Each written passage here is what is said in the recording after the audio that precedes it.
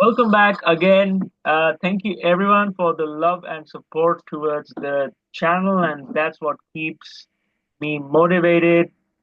Your encouragement is what keeps me going.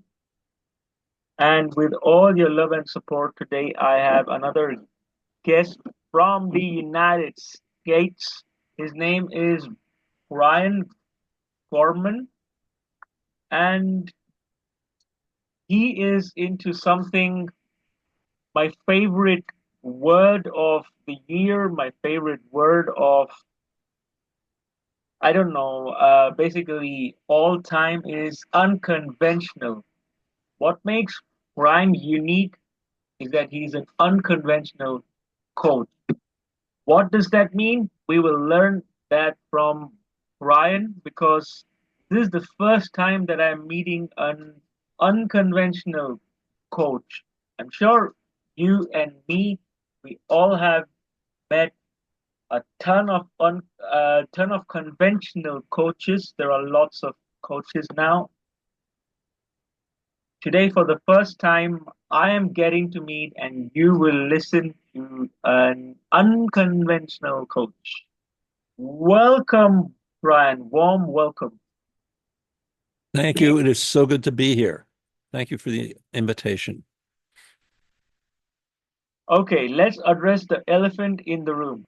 What is unconventional coaching, and what is your style of coaching in an unconventional way? So we are living in unconventional times. We are, I believe, and I'm more and more hearing from other experts, at the equivalent of the start of the Industrial Revolution. The nature of work is changing. The nature of the workplace is changing. People's relationship to work is changing. And leadership needs to change in order to successfully move into this new way of being in work life, if you will, that is undefined. I often refer to myself as a maverick coach. Mavericks are people who don't just follow the rules. It's time to break some of the rules of leadership. It's time to break some of the ways we think about how we relate to the people we work with.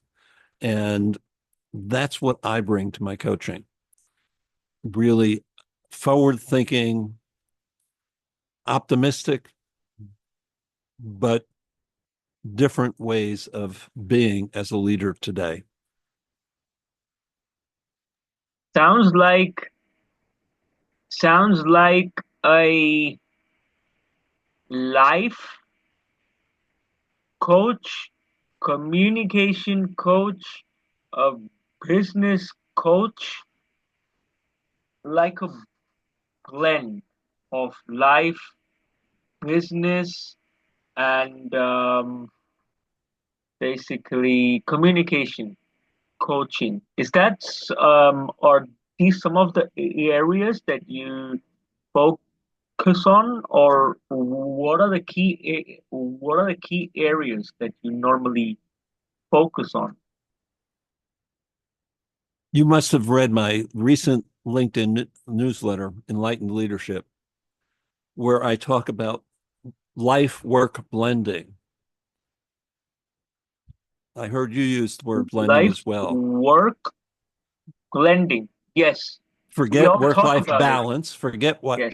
work life balance is. Life comes before work, and we blend them. We weave in and out of work and life every day. And people learned how to do that during the pandemic.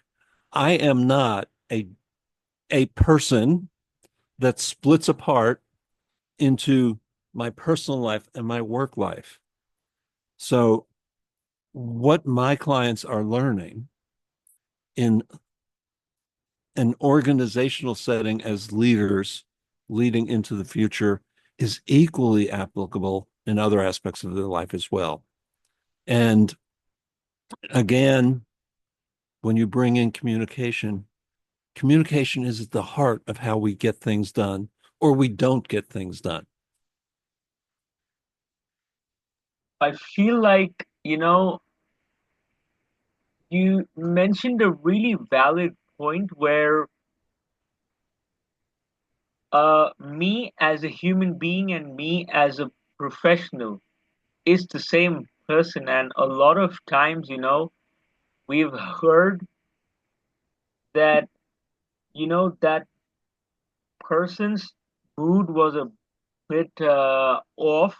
Maybe he had a fight with his wife this morning, or maybe she had a fight with her husband this morning. We kind of carry that to work, and work life also gets carried to the personal life. And no matter how much we try as an individual to bifurcate the two, on a thought, on an emotional, on a feeling, on a belief system, they cross over without even realizing, without even wanting them to cross over. Absolutely. Absolutely. And so it really is about learning to be, not to be a different person, but to be in a different way that serves all aspects of your life, professionally and personally. And to be in such a tailor made manner that suits you. Absolutely. One of the most important things about any coaching, whether it's my Maverick coaching, if you will, or more traditional coaching, is as coaches, we're not here to give you answers. I was talking to a prospective client today, and she was saying how a friend had advised her that she should be more serious when she's meeting with prospective clients, and she should just ask them one question, and she should be somebody different than she is. And that's when we show up different than who we are, people know. When we show up different than who we are, people know, and they don't trust us, and they shouldn't trust us. This is about being authentically you and being authentically you in ways that lead, if we're talking in the professional sense, lead others in the direction of success. So basically, to start living, thinking, and being in a way that serves you rather than following 95% of people doing the same thing. Yeah, and that's not to say it's all about me. It's all about you as the individual. Um, but it is about you as the individual within that collective, whether that collective is a family, whether that collective is a religious or spiritual community, a physical community, whether that collective is some sort of organizational life. It's about being truly who you are in that environment. So, like, what would you say? What have you noticed about the young generation?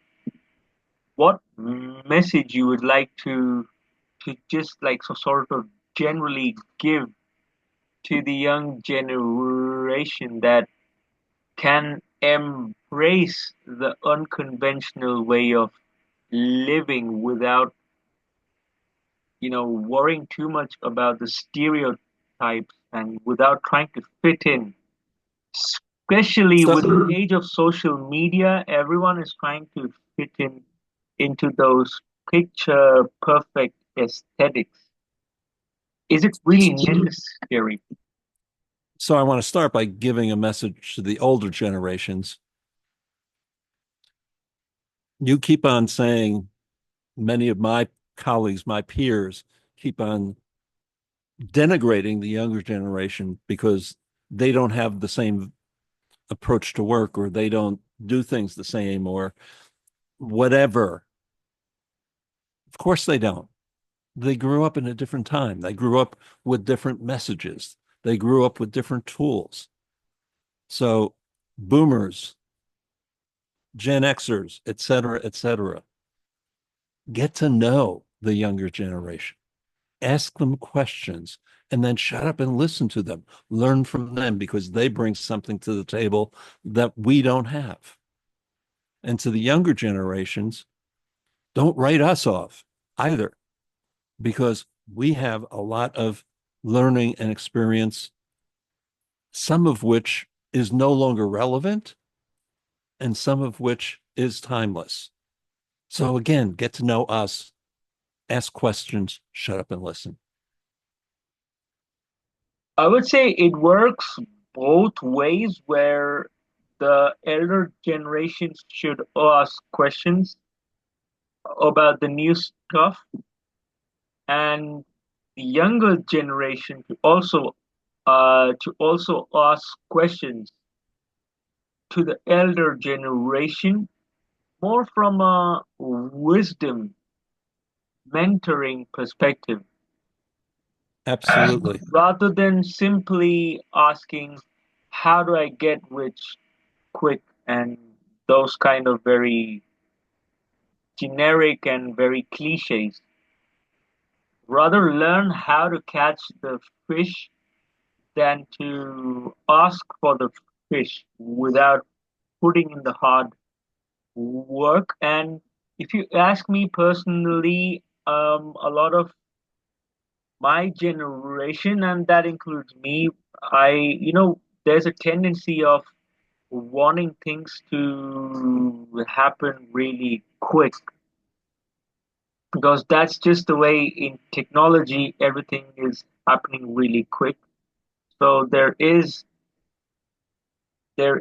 a false notion that life will also happen real quick, just like recording a Zoom session, just like generating a Zoom link is super quick. For example, that's the way my generation, or at least me, perceive that everything should be so quick, quick, quick.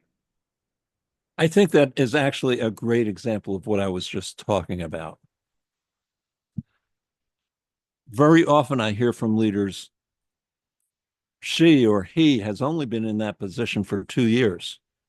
I was in that position for 5 years before I got a promotion. Why do they think they deserve a promotion so quickly? And as I'm working with that younger generation, what they're saying is, I have learned everything I can learn in this position. I'm ready to learn more.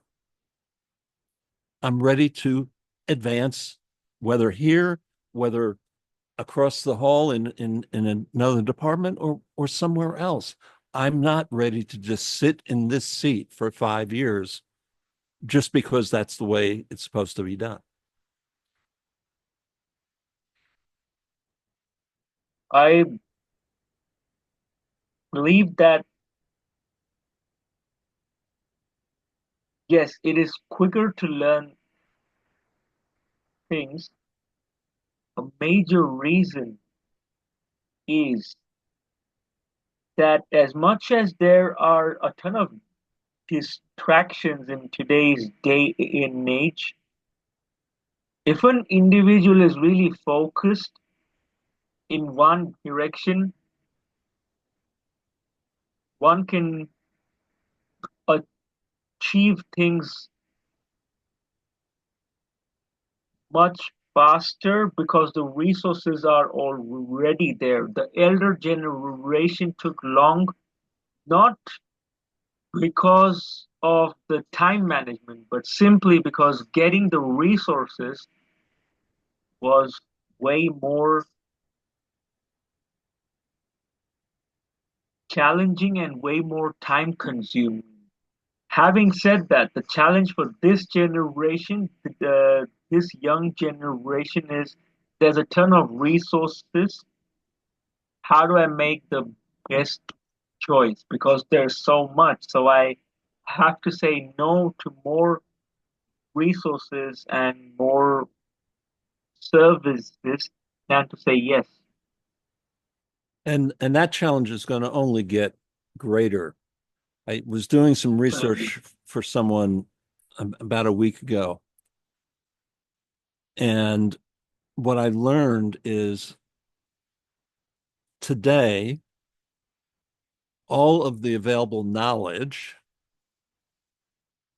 doubles every 12 to 18 months. So if you knew everything there was to know in the world a year ago, you're only half as smart now. So for me, that speaks to a lot of things. It speaks to the importance of learning how to use AI and learning how to use AI effectively. It also speaks to the fact that even if you are the smartest person in the room, you're not as smart as the room collectively. And we need to get better at drawing on the wisdom of others across titles, across um, generations, across differences of perspective. It's those very differences that if we can learn to leverage them, will give us the most advantage. To summarize the the discussion for today, would it be wise to say that